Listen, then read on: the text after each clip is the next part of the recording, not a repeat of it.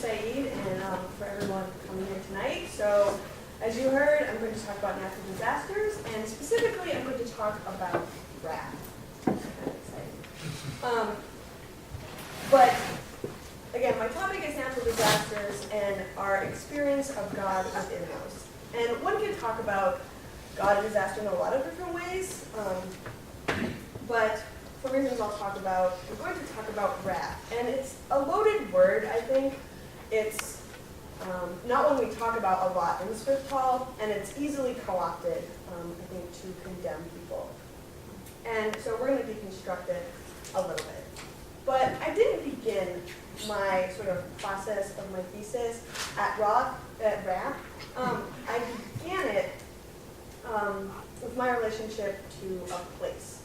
And so I'm thankful to Alex to kind of talk about place a lot, because I'm going to use some of those ideas in this presentation. So our relationship to place is thick. It's multi-layered. As you can see here we are in people.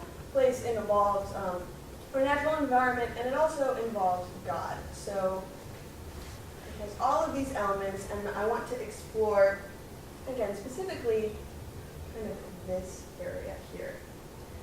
And as someone who is interested in the incarnational aspects of God, I wanted to know what can we know about God through these experiences.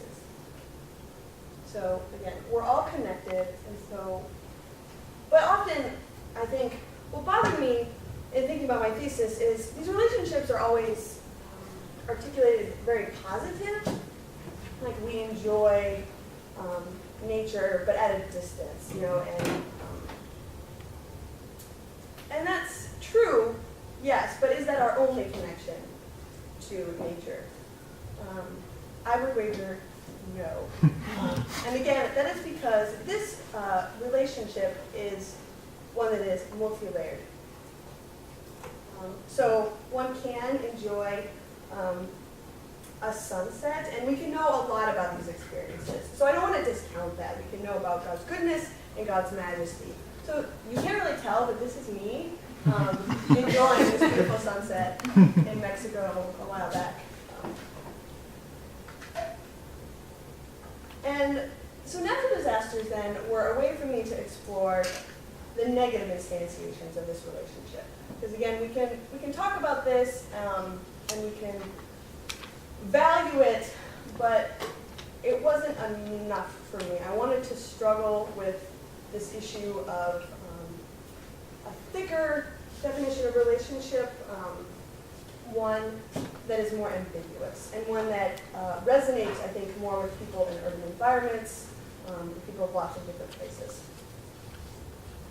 So natural disasters were a way for me to get at this idea.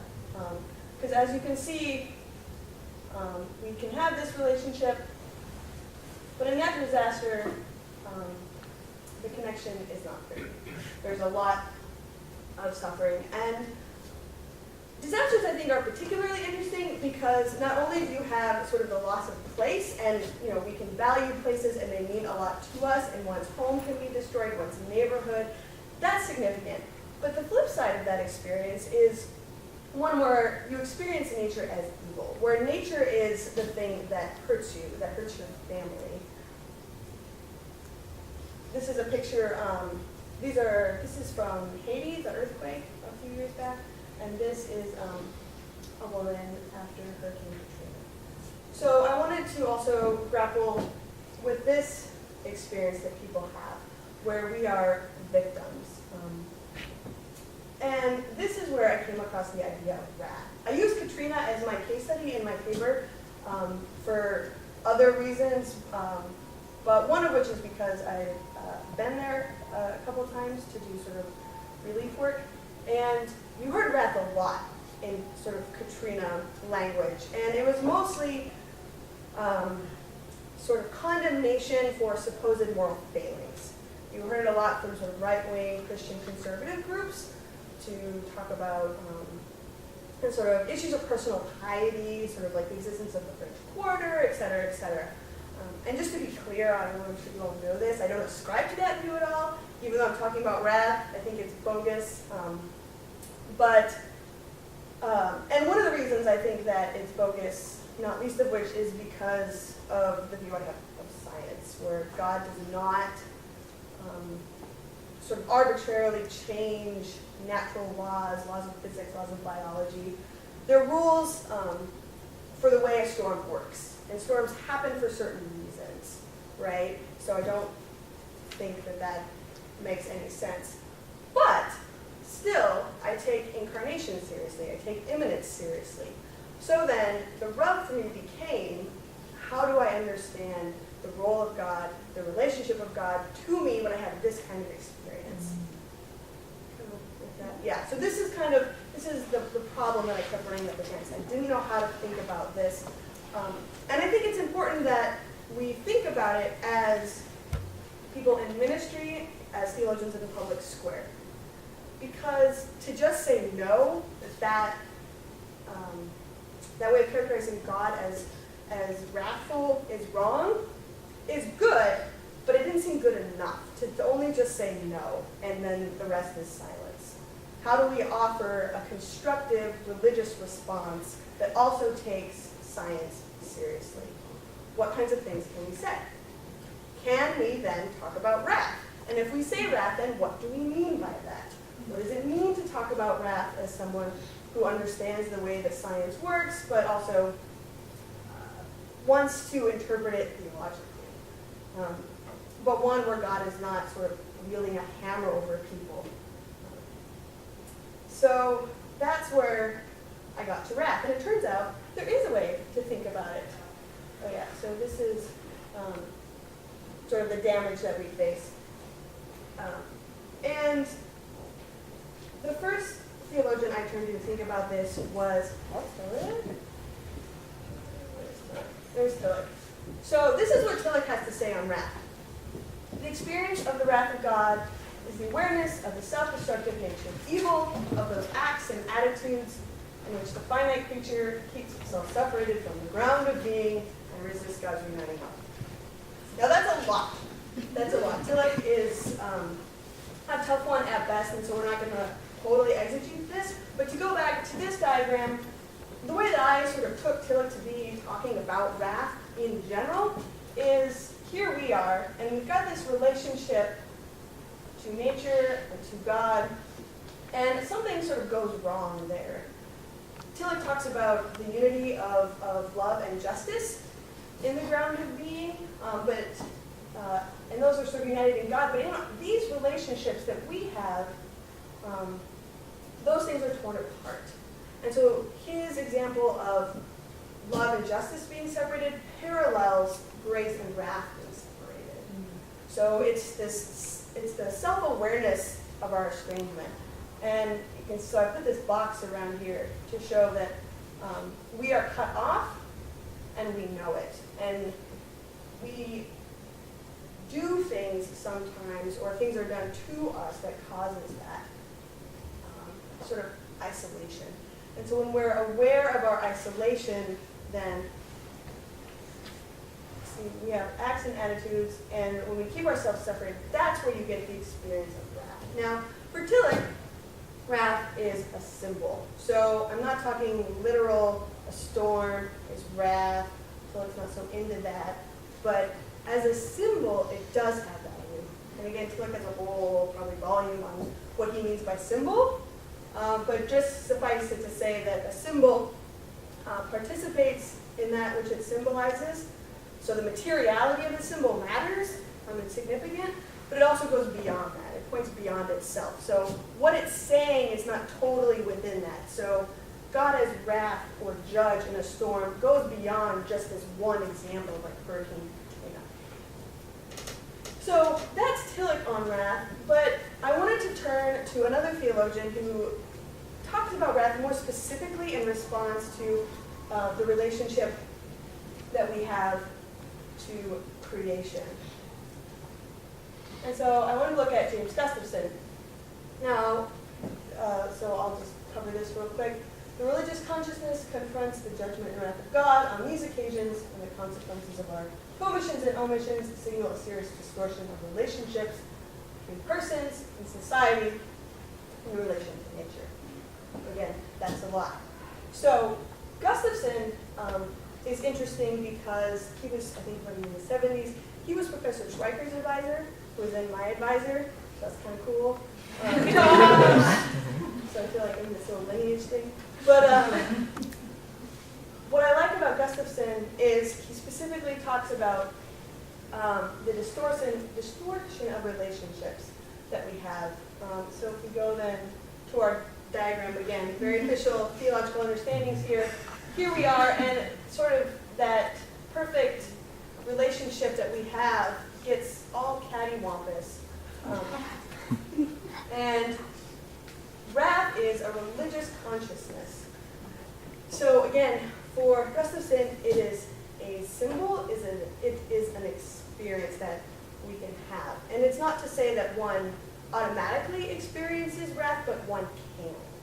And what Gustafson offers that Tillich doesn't is some qualifiers as to when this experience might affect a religious person. Because again, it's an affective response to this experience that you're having. And the first qualifier he has is agency. So what kind of power does a person have to change the experience that they're in? You know, to change their relationship. If you can't do anything about this, then it's not really your fault. There's no sort of judgment there. The second one that he has is knowledge. Systems, such as they are, often invisible. Systems can oppress us. You can have structural violence. And if you're not aware of that sort of distorting you, then again, there's no real affective response of experiencing God as wrathful. And the last one he has after knowledge, again, sort of knowledge of your isolation, is what I call a way forward. So in biblical times, when the relationship between God was broken, you knew what to do, right? Israel had a covenant, and when there was a problem, there were certain prescriptions that you could take to fix that. You know, there were certain rituals, there were certain sacrifices, there were certain psalms. Things were laid out. Today, and especially in relation to the natural world, the way forward, the way to fix our relationship is very confusing. It's very complex, and often the solutions that we have end up being problems that are in the road. So although Gustafson says, yes, one can experience the wrath of God as an affective religious response, there are lots of things that go into that, because he wants to make sure that, you know, we're not, again, sort of using wrath in the same irresponsible way that it can be used. There are lots of things to consider to say, is this a good way, or is this consonant with other things that I think? What do people know? What is their agency? Are there solutions visible? Those are the things that we have to think about. So, if we take Gustafson and Tillich's ideas on wrath, then how do we think about disasters? Again, disasters were my case study for thinking about a negative relationship here. And what does a negative relationship here, this thing right here, tell us about this relationship, or about sort of God in general? What is knowable? What is our experience of God? There we are. So, I'm going to talk about natural disasters. Now, I've led you a little bit astray because natural disasters are not as natural as you might think. And it's kind of a radical concept, but they are, maybe it's very postmodern, but they're products of systems. They're constructions of society. And to demonstrate this, we're going to talk about drought for a second. So, drought, as you can see here, is, and with famine, is like the #1 cause of death. When you talk about natural disasters, you have, you know, avalanche, severe, negligible, earthquakes, floods, so all these things. So slow onset, you know, you don't need to know all of this. But drought. right, you would think, what is a drought? Drought is when there is no water. That's pretty basic, right? That just happens according to all sorts of different things that we have no control over. That's not quite the case. This is meant to make your eyes cross. So don't try and read it all. It's just to show you how complex it is. This is an example, it is a comparison of main drought indices. So the way in which geologists, environmental studies folks calculate whether or not a drought is happening. Because if you think about it, a drought is based on a geographic area. It's based over a time scale. It's based on a time scale that goes back a certain amount of decades that humans have measured. And it is a thing of comparison. So in California there's a drought right now, but if you turn on your faucet, there's probably water. So is there a drought? Is there not?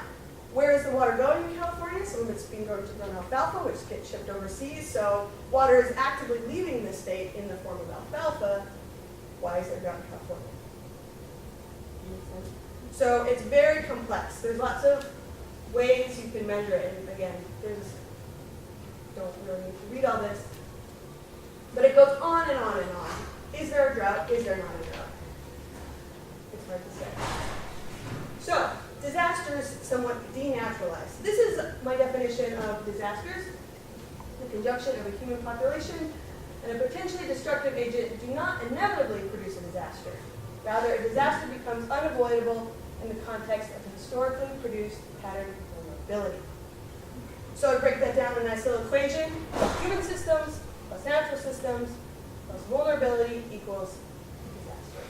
And this is vulnerability not in the Copian sense, as like a victim per se, but this is vulnerability that talks about, again, systems that oppress certain communities.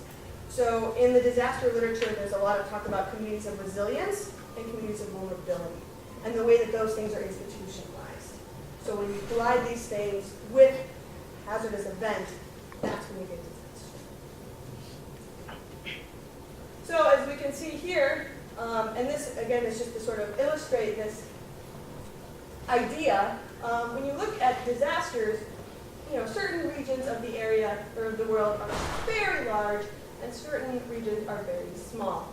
So we can see then how systems that are built to last help prevent disaster. Another example is Haiti. So this is another picture of the earthquake in Haiti. When you get an earthquake in Haiti, you get this. When you get an earthquake in Seattle, what do you get?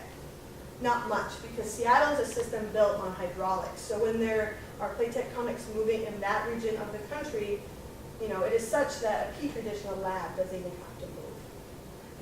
That is not the case here. So this introduces a new element of human culpability in a disaster. So again, that brings us back to our role in our relationship to nature when we experience these events. This is a picture of New Orleans. And I took Hurricane Katrina as my case study to think about whether or not we can use Tillich and Gustafson and their examples of wrath and apply it to a real situation. So how do these ideas of sort of wrath as symbol, religious consciousness, the awareness of our isolation play out in this kind of setting? Well, Katrina is in some ways an easy case study. There was a couple books actually ran across called Katrina the Unnatural Disaster. And Katrina was an unnatural disaster like a lot of them, but not just because the levees broke. Katrina is a good one to look at because you can see here, what you see is a picture of the Gulf Coast, and the red and the purple is the amount of land loss in the past decade or so. So in the Gulf Coast area, you're losing a lot of wetlands. You lose about a football field an hour. And what that amounts to then is bigger storms. So wetlands act as buffers. They act as speed bumps for waves and wind. So they really mitigate the power of a hurricane. When you lose so much land, what you get are superstorms. Katrina was known as the first superstorm of our century. And again, here just to further demonstrate, here's New Orleans, and all this purple is wetland loss in the past, 10, 20 years or so. So when we think about this then, where does that get us? Well, if we go back to Gustafson, we can think about the agency that people have in these situations. Do I have the power to stop all the wetlands being destroyed in New Orleans? No, I do not. Does the Conservancy group, does the city government, does the state government? Yes, they have a little bit more agency. Knowledge. So are people aware of this problem? Are they aware of whether or not wetlands have this effect on our environment, that they shelter us, that it is a good thing that they are there, that this is a bad thing? That is another question to ask. The EPA certainly is. Is the individual person? Maybe, maybe not. Again, this influences your experience of draft. Do you know that you could do better, or do you not? Do you not have any power to do better, or do you think you could? These are all questions. And then again, the last one is a way forward. Does anyone know a way forward in this kind of situation? Because certainly this is not just, we should just replant a bunch of wetlands. There are lots of stakeholders in this kind of situation. There are economies at stake. There are jobs at stake. And I take all of that very seriously. These are very complex, wicked problems. And a lot of people don't even quite have a full understanding of the way a disaster is somewhat unnatural. So all of these influence how we experience God in storm. And I think it is one thing to point to another person and say that is God's wrath on you. It is another to experience it as a community, for yourself. Again, not in a literal sense of like this destruction, this storm, but in a wider sense of indicative of our relationships, of our isolation, and the lack of wholeness in those relationships between God, between our natural environments, and between other people in those environments.